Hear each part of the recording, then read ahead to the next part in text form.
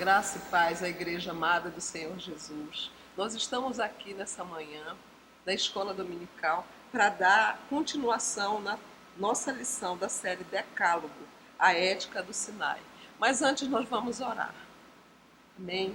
Nosso Deus e nosso Pai, nós te damos graças, ó Senhor, pela tua bondade, pela tua misericórdia, pelo teu amor, Senhor. Obrigada pelo dom da vida, Senhor Deus. Abençoa essa escola dominical, especialmente a minha vida, Deus. Fala ao meu coração, aquilo que tu queres falar com a tua igreja, Deus. Eu já te louvo e te agradeço no poder do nome de Jesus. Amém, igreja? Meu nome é Eloy, estou aqui na terceira lição. Não se metam com os ídolos.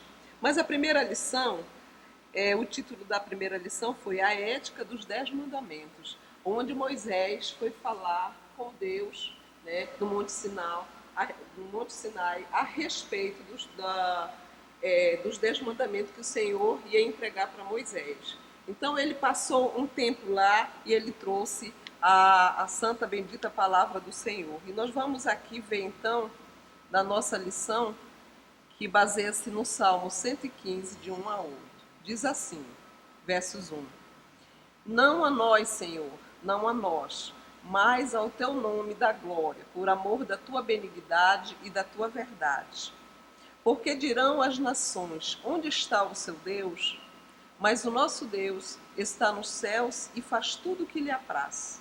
Os ídolos deles são pratas e ouro, a obra das mãos dos homens. Tem boca, mas não falam, tem olhos, mas não veem, tem ouvidos, mas não ouvem, nariz tem, mas não cheiram, tem mãos, mas não apalpam, tem pés, mas não andam, nem som algum sai da sua garganta. Tornem-se semelhantes a eles, os que os fazem e todos os que neles confiam.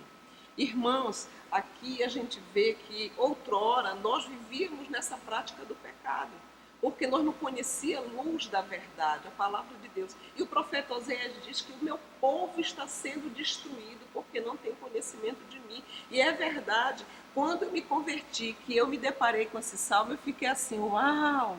Eu servia a um Deus inexistente, um Deus imaginário. Então é como se eu tivesse uma mala de dólares aqui, achando que eu estava rica. E um dia eu vou lá no campo para cambiar e descubro que aquele dólar era falso. A mesma coisa é esse salmo, assim, a luz da verdade. Como pode o nosso Deus estar atrelado ao homem, preso ao homem, dirigido pelo homem? Então, o nosso Deus, ele é poderoso.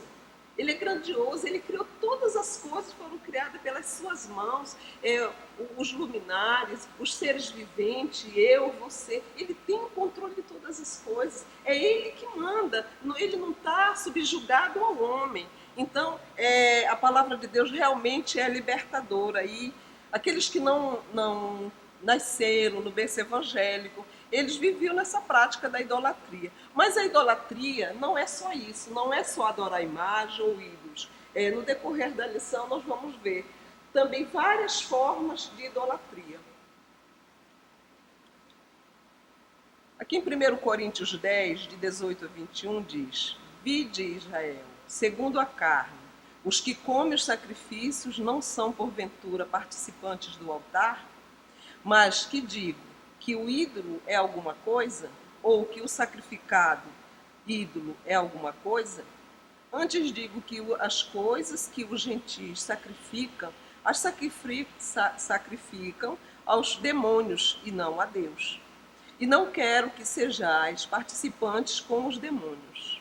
Não podeis beber o cálice do Senhor e o cálice dos demônios. Não podeis ser participantes da mesa do Senhor e da mesa dos demônios. Aqui o apóstolo Paulo, ele estava falando com o povo lá de Coríntios. Ele queria mostrar a eles que eles não podiam estar tomando a ceia do Senhor de qualquer jeito. É acerca da ceia do Senhor que ele está falando.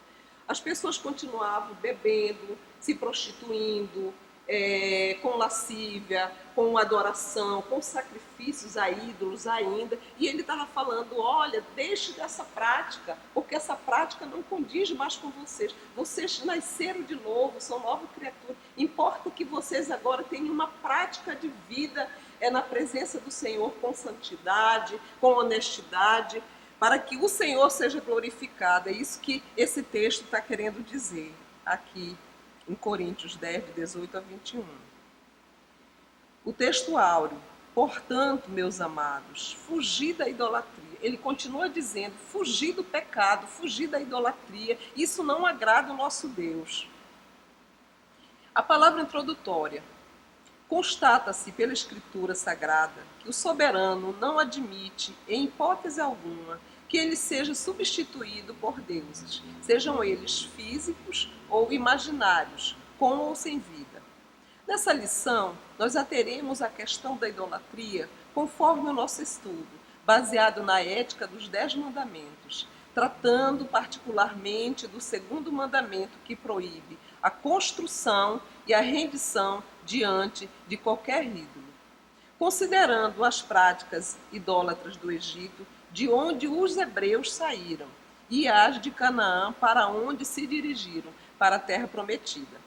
Deus tinha necessidade de criar, então, uma lei severa, para que o povo começasse a ver que a vida que eles estavam vivendo, a prática deles estava errada. Então ele criou os 10 mandamentos e o segundo mandamento, que fala acerca da idolatria. Mas o que será que é idolatria, meus irmãos? Quando eu falo em idolatria, a gente pensa assim, mas eu sou cristão, eu não adoro imagem, eu não adoro ídolo. Graças a Deus, eu também não adoro. Mas existem várias formas de idolatrar um objeto, pessoas, né? Então, a gente vai ver aqui no decorrer da lição que há várias formas de idolatria. Nesse caso, não basta falar com tal representação, é preciso enxergá-la e atribuir-lhe vida, a fim de que diante dela seja possível prostrar-se em adoração e na convivência com esses ídolos. Estabelece-se uma relação de afetividade. Então, assim como eu e você temos uma relação com Deus, de pai e de filha, todos os dias, nós colocamos o altar, escolhemos um lugar na nossa casa, e todos os dias nós temos essa intimidade com o nosso pai, nós chegamos diante dele, nós louvamos, nós adoramos, nós glorificamos, nós damos graça a esse nosso Deus. Da mesma forma é o povo pagão, é o povo que não conhece ainda a luz da verdade. Então ele chega diante da imagem e idolatra aquela imagem, crendo que ali tem um Deus, mas ali tem um demônio. Porque essa adoração que era para o Senhor está sendo desviada para o inimigo das nossas vidas, que é Satanás. A idolatria é a representação imagética. O que é representação imagética? É uma representação imaginária do homem, de um Deus, de um falso Deus. Então ele atribui, ele precisa enxergar, ele precisa tocar, ele precisa de uma escultura, de uma figura, de alguma divindade, de um santo, de um anjo, de homem até de animais. Né? Mas, pasmem, meus irmãos, a idolatria pode se dar até mesmo em relação ao Deus Santo. Como, irmã Eloia? Ora, há uns anos atrás criou-se uma igreja que, por ética, eu não vou falar o nome da igreja, mas todos nós sabemos, que quando começava o culto, ele colocava um copo de água em cima da TV e dizia, olha, quem está doente, coloca um copo em cima da TV que os pastores vão ungir essa água, no final você vai beber essa água e você vai ficar curado. Será que ficava? Tem relatos que muita gente ficou curada e fica até o dia de hoje. Mas não é por causa daquele objeto, porque o nosso Deus é muito maior do que esses objetos, do que qualquer coisa que se possa imaginar. Como que ele vai estar dentro de um copo d'água, né, preso a alguma coisa? Ele é poderoso, então ele faz como ele quer, ele faz milagre todos os dias, ele não depende de objetos para operar milagre, ok? E aí, essa igreja fazia isso. E também hoje a gente vê toalhinhas sendo jogadas no altar, porque está ungido e vai curar, e as pessoas se levantam, os cegos começam a ver, os coxos começam a andar. Será que isso aí é o Deus que está operando? Pela misericórdia, ele opera por causa da fé daquele que não conhece ainda a palavra. Tá? Mas muitas das igrejas usam isso como estratégia para atrair os adeptos. quando na verdade eles deveriam falar a verdade, ter um compromisso com a palavra e mostrar que só Deus cura, só Deus salva, só Deus pode todas as coisas, levar esse povo a ter realmente um encontro com esse Deus. Mas não é assim que sucede.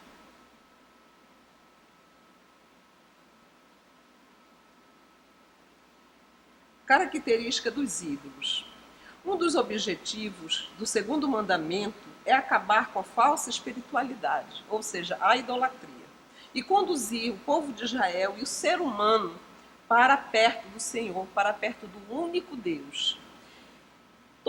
As características peculiares atribuídas aos ídolos aplicam os seguintes fatos: tornam-se semelhantes àqueles que os fazem, ou seja, depois de fabricados, exercem algum poder sobre aqueles que o fabricam. Misericórdia da vida de quem fabrica ídolos. Porque depois que ele fabrica aquele ídolo vai exercer um poder sobre ele. Ele quer uma intimidade com ele quer uma proximidade. Ele todos os dias ele vai exigir daquela pessoa que ele esteja na presença dele. Mas esse não é o Deus verdadeiro. Esse é o Satanás. Então, ele diz: torna-se semelhante a eles. Todos aqueles que praticam e fabricam, podem ser deslocados de um lado para o outro. Uma divindade permite ser criada e controlada pelo homem. Imagine Deus que criou todas as coisas, uma inversão de valores tão grande nesse contexto, que ele fica subjugado a Deus, ao homem. Deus subjugado ao homem para andar, para falar, para ouvir, para fazer milagre. Então, só mesmo o povo cego, como outrora nós vivíamos, para crer numa coisa tão absurda dessa. Por isso que nós devemos, como cristãos, levar a palavra, semear a boa semente da luz da verdade, para que o povo conheça o Deus verdadeiro. A idolatria do Antigo Testamento. De quem menos se esperava, veio uma demonstração de ofensiva idolatria. De onde? Dos hebreus. Enquanto peregrinava pelo deserto, pelo fato de Moisés ter se ausentado do convívio com o povo, por 40 dias, ele permanecia com o Senhor no Monte Sinai. Os hebreus, liderados por Arão, fizeram um bezerro de ouro, receando que Moisés não descesse e não continuasse a levá-los à terra prometida. Então eles fizeram o quê? Um bezerro de ouro. Eles precisavam ter um líder. Como o líder Moisés saiu da presença deles, eles criaram outra representação para estar ali, para conduzir eles, a cegueira espiritual muito grande daquele povo. E o que a gente olha aqui, como é fácil a pessoa se iludir, porque Arão, um homem com uma intimidade grande com Deus, sabia quem era Deus, mas ele pegou o ouro de todas as pessoas, brinco, argola, pulseira, derreteu e fez o bezerro de ouro. Como o nosso Deus, ele é onisciente, ele é onipotente, ele é poderoso. Então lá o Senhor viu: Moisés, desça, porque o povo já criou um Deus para adorar. Moisés desceu. Quando Moisés chegou lá embaixo, o povo lá dançando, na presença daquele bezerro de ouro, Moisés irou-se de uma tal forma que ele estava com as duas tábuas das leis, ele jogou, que quebrou as duas tábuas da lei. Um homem paciente, um homem pacífico, ele não aguentou, foi demais para ele. Então, que povo para dar trabalho para Moisés, A gente vê assim: não é fácil servir ao Senhor. É só quem tem chamado para ser pastor de ovelhas mesmo, porque não é fácil lidar com o ser humano. Eles fizeram Moisés quebrar, porque ele ficou tão irado que ele jogou no chão e quebrou as duas tábuas, que foi escrito pelo próprio dedo de Deus, onde está todos os mandamentos da lei de Deus, para que o povo siga a sua jornada. Embora a idolatria, nessa passagem, tenha se manifestado na construção de um objeto concreto, ela se revela de várias formas, isto é, não se limita à feitura de um ídolo de metal. Em termos teológicos, os cristãos não têm qualquer ídolo, Contudo, certas coisas ou pessoas podem tornar-se mais importantes para eles do que o Criador. E veio na minha mente, enquanto eu preparava esse estudo, a mulher do meu primeiro pastor, uma bênção, uma mulher de Deus. E ela tinha 2 filhas. E as 2 filhas tinham chamado pastoral. Mas ela dizia sempre, a fulana já é pastora, tudo certo, mas Deus, não leva a minha caçulinha, porque eu não suportaria viver sem ela, ficar sem ela. Quando ela completou 21 anos, ela decidiu, ao chamado dela, foi para São Paulo fazer teologia, e essa mulher desabou em choro, adoeceu, não comia, não bebia, não ia mais na igreja. Um belo dia, e a igreja orando por ela, porque era uma mulher de Deus, uma mulher que já veio da 5ª geração, né, de evangélicos, tinha uma experiência tremenda com o Senhor, mas estava no pecado da idolatria e ela nem percebia. E um dia, ela lendo a palavra de Deus em casa, ela se encontrou com o Salmo 115. Aí caiu, né? Aquele véu foi rasgado, caiu aquela ilusão dela e ela se ajoelhou, chorou, pediu perdão ao Senhor e disse, Senhor, se eu tivesse, eu vou fazer que nem a Suzano ela teve 19 filhos e ela disse que se ela tivesse 20 filhos, ela daria tudo para o teu reino, para levar o evangelho aos 4 cantos do mundo. E ela chorou, se arrependeu e ela então testemunhou na igreja esse acontecimento. Então, como vocês veem, meus irmãos, como é fácil a gente se desviar dos caminhos do Senhor, da lei do Senhor, né? Nós podemos ser idólatras com o filho, nós podemos ser idólatras com a esposa, com o esposo, com o dinheiro, com o trabalho, sabe? Com hoje a informática, o WhatsApp, as redes sociais. Nós podemos, assim, ter N de coisas dentro de nós que nós deixamos o Senhor para trás. E nós colocamos em prioridade as coisas desse mundo. Isso é idolatria. Mas em nome de nesta manhã, eu oro para quem está me ouvindo, que toda escama dos olhos, daquelas pessoas que ainda praticam tais comportamentos, que caia por terra no poder do nome de Jesus e essas pessoas sejam livres para amar o Senhor e para servir o Senhor. Amém, irmãos? Glória a Deus. Os reis de Israel. Então, aqui tem 2 modelos de reis. Aliás, 3. Os reis de Israel, reino do norte, e Judá, reino do sul. Aparece no contexto bíblico, em simultaneidade, todos ficaram conhecidos como ou reis bons ou reis maus. Os que faziam a vontade do Senhor eram conhecidos como reis bons. E aqueles que eram de contra a vontade de Deus eram conhecidos como reis maus. Então aqui tem algum relato de alguns reis dessa época. Alguns reis de Israel e de Judá foram idólatras, tais como Jeroboão, o precipitador da idolatria do reino do norte, Roboão, Zinri, Onri, Acabe, Acasias, e dentre outros. Alguns reis não foram idólatras, porém toleraram a idolatria na nação, como Asa, Josafá, Joás, Amazias, Azarias e Jotão.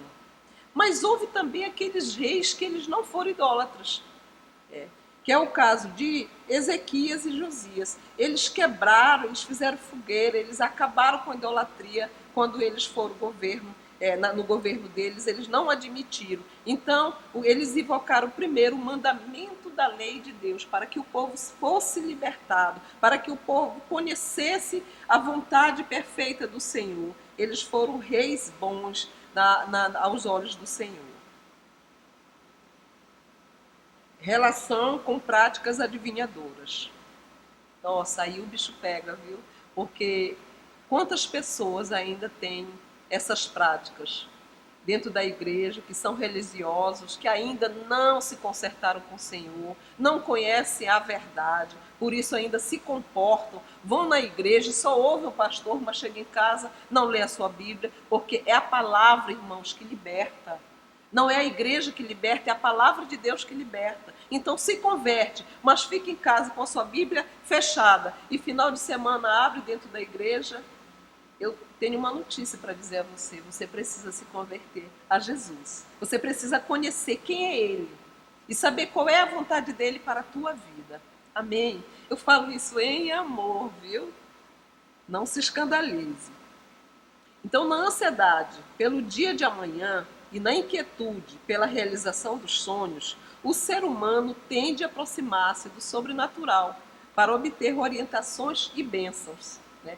Estão tão longe do Senhor, a palavra de Deus está tão longe dele, que ele se aproxima de coisas palpáveis, que ele possa enxergar, que ele possa tocar, né? Acreditando que aquilo vai ser a salvação dele, acreditando que aquilo vai trazer orientações espirituais e bênçãos para a sua vida. Mas, ao contrário, traz maldição para a vida de quem se comporta dessa forma.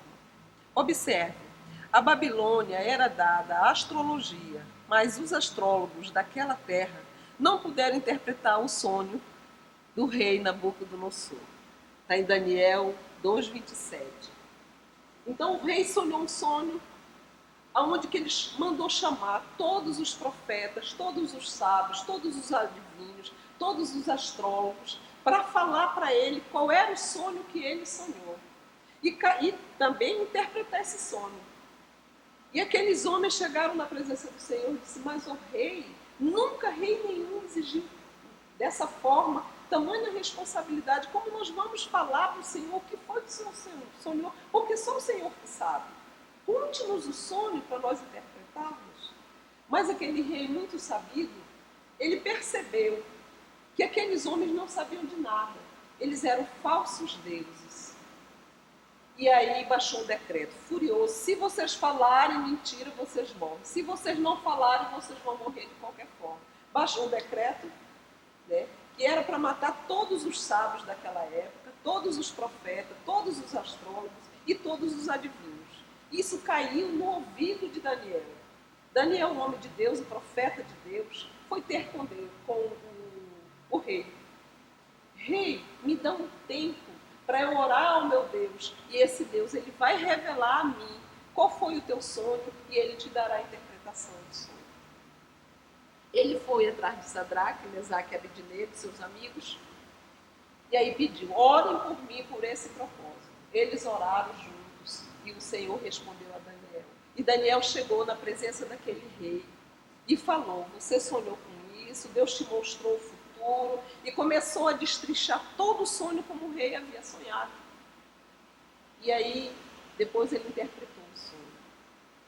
Eu fico imaginando que aquele rei deve ter pensado: uau, que Deus é esse? Eu quero esse Deus para mim, né? Porque qualquer um de nós ficaríamos assim, pasmo, com aquilo que aquele homem viu aquele sonho, interpretou o sonho, falou do sonho como tinha sucedido, né, para aquele rei.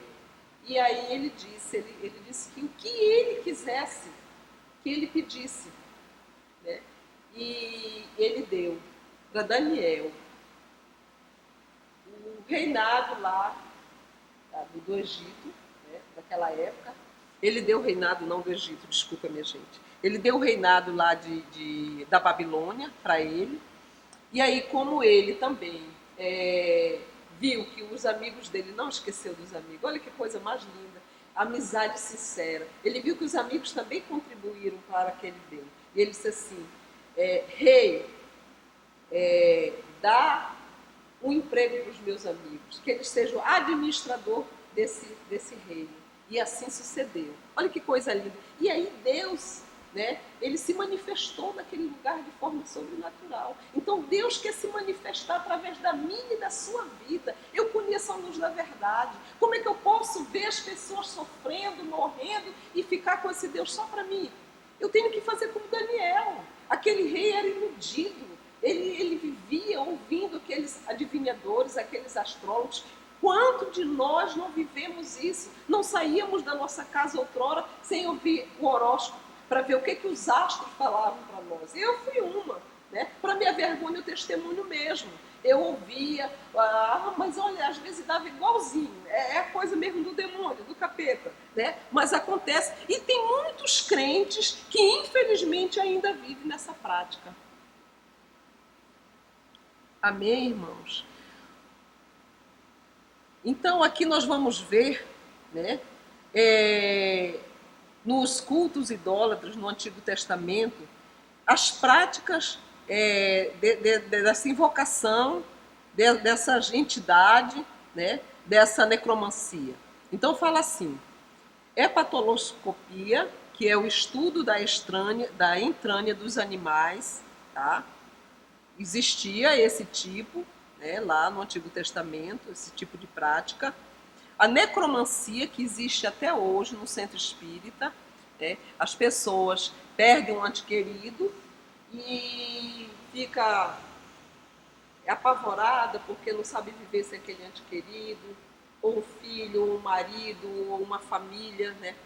E aí ele vai buscar na necromancia, na mesa lá dos espíritos, invoca os espíritos, o espírito vem e fala com a pessoa, e a pessoa, ai, graças a Deus, olha, usando o nome de Deus em vão. Eu falei com meu marido, eu falei com meu filho, ele está num lugar tão bonito, mas o que revelou a você que ele está bem, é que você falou com ele, não é a sua família. Em nome de Jesus, preste atenção, não é um ente querido seu, é o demônio que está por trás daquilo ali. Olha, meus irmãos, eu vou dizer, existem 3 coisas na nossa vida, existem 3 pessoas que nós não podemos jamais, né, ocultar. Primeiro, Deus, segundo eu e terceiro, o diabo. A palavra de Deus diz que eu estou aqui, ao meu redor existem anjos me guardando e ao derredor estão os demônios para me tragar. Então o demônio viu a minha vida, porque ele é onipresente, ele sabe quando eu falo, ele sabe quando eu choro, ele sabe de todas as minhas angústias, porque ele vê. Ele é onipresente, ele não é onisciente como Deus é, mas ele é onipresente. Então, quando morre, ele criou uma forma de trazer a adoração para o verdadeiro Deus, atrair para ele, porque ele é um mentiroso. Então, a pessoa chega lá para falar com o ente querido, e ele, como conhece tudo que aconteceu com aquela pessoa que morreu, ele vai e revela coisas que só aquela pessoa sabe. Então, ela fica, né, encantada. Isso é encantamento, isso é demônio, isso não vem da parte de Deus, é encantamento. E a hidromancia, a adivinhação por meio de água e um copo d'água de cristal, né? Está lá em Gênesis 44, de 5 a 15. É quando José, né, os irmãos de José vieram comprar os mantimentos de trigo, cereais. E aí José mandou que a pessoa, representante dele, colocasse nos sacos, né, em cada um colocasse aquilo que eles compraram e colocasse a prata deles que eles compraram. E aí num saco de um deles, de Benjamim, ele colocou uma taça. A taça não era de cristal, a taça era de prata, mas aquela taça ela tinha uma simbologia, tinha um significado. Então, quando fala, aí ele diz assim, quando ele manda chamar os irmãos deles, eles vêm todos apavorados, mas nós não fizemos isso, governador, e se justificando. Claro que José sabia que eles não tinham roubado nada de lá do rei, mas ele colocou para que ele ficasse mais tempo com o irmão caçula dele, porque ele não via há muitos anos. Então, esse copo que fala aqui em Gênesis 44, 5 e 15, ele fala sobre essa taça, né? E aí ele diz, você não sabe que eu adivinho? Né? Então ele mandou buscar aquela taça, porque aquela taça representava, né, aquela adivinhação para ele. Era a cultura deles naquela época. Idolatria no Novo Testamento. A lei do 2º mandamento fala sobre fazer ídolos e prostrar-se diante deles. O que significa adorá-los? Adorar no hebraico, abad. Servir com o trabalho. A adoração, no entanto, é devida exclusivamente ao nosso Deus, e não a deuses, não a ídolos. O diabo a quis para si. Então, ele inventou uma forma de trazer, de atrair a adoração para ele, de ele ser o Deus desse século, mas está repreendido em nome de Jesus, porque é o Senhor, o dono desse país. Eu creio que nesse país todos se dobrarão, todo joelho se dobrará em nome de Jesus, toda língua confessará que Jesus Cristo é o Senhor. Não vai ter essas estátuas aí de Cristo Redentor, nem de Senhora Cidinha, não vai ter nada disso não. Vai ter o Senhor como Deus desse povo brasileiro. Eu profetizo isso nesta manhã, em nome de Jesus. Aleluia. Então o diabo quis para si roubar o que é de Deus, porque ele veio para isso, para roubar, para matar e para destruir. Os primeiros missionários e a idolatria. Há inúmeros exemplos de idolatria no Antigo Testamento, quer pela adoração aos deuses Baal, Astarote, Dagon, Moloque e outros daquela época, do Antigo Testamento. E no Novo Testamento, ao seu termo, encontramos vários relatos de idolatria nos países e povoados visitados pelos primeiros missionários. Então, quando Paulo chegou a Atenas, ele ficou aterrorizado de ver a cidade entregue à idolatria. Ele ficou horrorizado.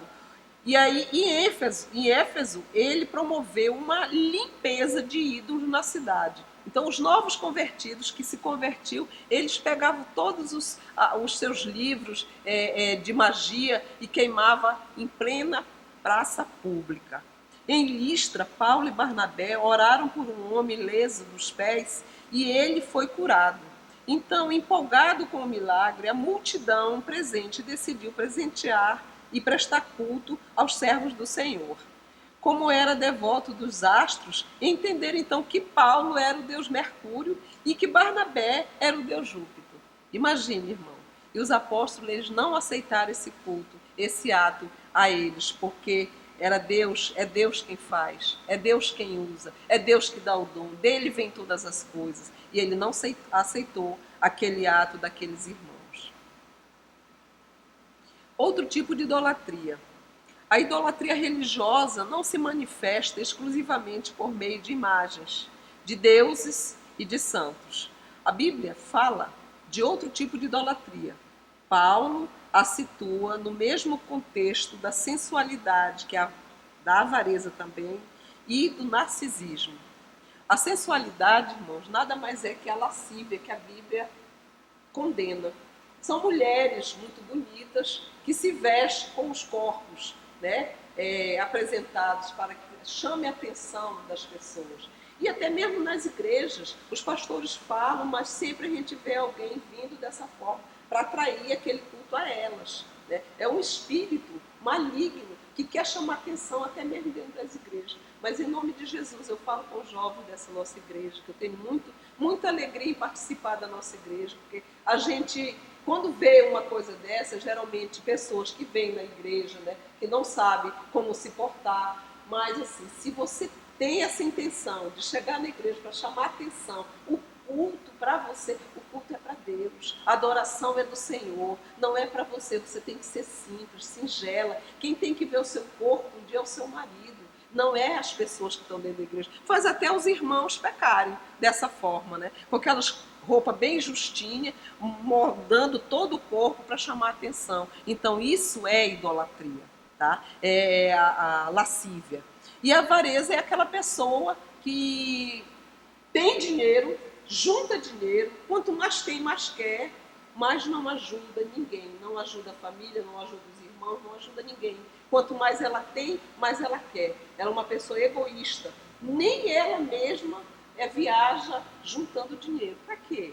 Para quando morrer, as pessoas, a família, ir atrás da herança e criar as brigas nas famílias e no final as pessoas não veem nem o dinheiro. Quantas pessoas que a gente vê aí que os bens se acabam na justiça, um concorda, outro não concorda, porque aquela pessoa tem N de terra, N de casa, N de apartamento, mas não soube valorizar, não soube viver, não soube ajudar, ela quis só para si, egoísta, é a pessoa avareza. E aí tem o narcisismo também. O narcisismo ele também é tido como idolatria, porque aquela pessoa, ela inclui a admiração pessoal com uma excessividade para ela, né? Então, na mitologia grega, conta-se que Narciso, ele desceu ao rio, e aí ele se prostrou diante do rio e viu a própria semelhança. Ele ficou tão encantado com ele, porque ele era um jovem muito bonito, que ele entrou de rio adentro e morreu, suicidou-se. E diz que a mãe natureza, segundo a mitologia, transformou ele numa linda flor, né? Mas o narcisismo é aquela pessoa que está dentro da igreja, mas se acha a poderosa, se acha a insubstituível, né? A bam. Então, se existe gente dentro da igreja ainda com esse comportamento, isso é idolatria. Idolatria o Senhor abomina. Ele não permite dentro da casa dele pessoas com esse comportamento. A igreja e o combate à idolatria. A lei divina proíbe não apenas o fazer, mas o prostrar-se diante dos ídolos. Contudo, vivemos em um país diversos em crenças e religiões, fruto da miscigenação que deu origem à população brasileira. Africanos, europeus, ameríndios. Ameríndios são os índios das Américas, né? Então nós temos uma miscigenação cultural, que aí tem várias religiões, e nós precisamos respeitar as religiões das pessoas, os credos das pessoas. Aí, a despeito da fé cristã, a pluralidade está presente no nosso cotidiano e é preciso sabedoria para lidar com essas situações. A tolerância e o respeito são importantes para o diálogo e para a convivência coletiva pacífica. A vossa palavra seja sempre agradável, temperada com sal, para que saibas como responder a cada um. Como que eu vou responder a cada um que chegar comigo? Eloia, mas isso aqui é certo, isso aqui é verdade. Uma vez uma amiga minha, amicíssima lá do Sul, chegou para mim e disse assim: Eloia, eu tive um sonho que eu estou ficando doida com esse sonho, eu já pedi para o padre, para não sei quem lá interpretar, ninguém interpreta. Já vai. Eu não interpretei, irmãos, como eu sabia da palavra, eu disse. Ela disse assim: é um sonho que eu estou em cima do muro. E aí eu pendo para lá e para cá, quase caindo para um lado, quase caindo para isso. E isso me perturba. O que é isso? Eu era amicíssima dela, ela muito carismática, uma mulher de Deus. Passou 5 anos esperando o varão dela, né, depois que ela se separou, e eu tenho conhecimento disso porque nós éramos amigas, uma pessoa com uma vida no altar. Mas infelizmente eu disse para ela: minha irmã, eu amo você, mas acima da minha amizade está meu compromisso com o Senhor. Deus te mostrou que você está adorando as imagens, mas Ele quer que você adore a Ele, e você tem pecado contra Ele. Até hoje eu lembro dessa cena que veio agora à minha mente. Então eu falei a verdade, aquilo que eu sabia, como Daniel falou a verdade para o rei. Assim nós devemos falar, mas como nós vamos falar se nós não sabemos da palavra, meus irmãos? Nós temos que aprender, é na palavra, é a palavra que liberta. A palavra que liberta o ser humano. Nós temos liberdade no Senhor por causa da palavra. Aí nós não comemos qualquer coisa, né? Nós somos meio exigentes, nós cristãos somos meio exigentes, porque nós não comemos qualquer coisa. Nós não vamos atrás de manjares, porque nós já temos aquele que sabe de todas as coisas e antes de acontecer Ele revela a nós. Eu não sei você, mas Deus fala comigo na palavra. E Deus fala comigo também através de sonhos. Quantas vezes Deus me livrou de coisas que eu sonho e eu vou lá, boto meu joelho, foi um livramento para alguém, e eu louvo a Deus porque Ele nos dá esse dom, a uns Ele dá vários dons, todo mundo na casa do Senhor, ele tem um significado, ele tem um chamado, ele não está aquém do mundo, ele é escolhido, ele é separado para um propósito, amém? A despeito da fé cristã, essa nós já lemos. A tolerância e o respeito são importantes então, né? Aí ele diz que nós devemos ser como sal. O sal serve para quê? O sal serve para temperar as comidas, para dar sabor às comidas. E antigamente eu vim de uma cultura onde meus avós pescavam e caçavam, lá no Amazonas, e aí eles usavam sal para conservar aquele peixe, aquele alimento por mais tempo.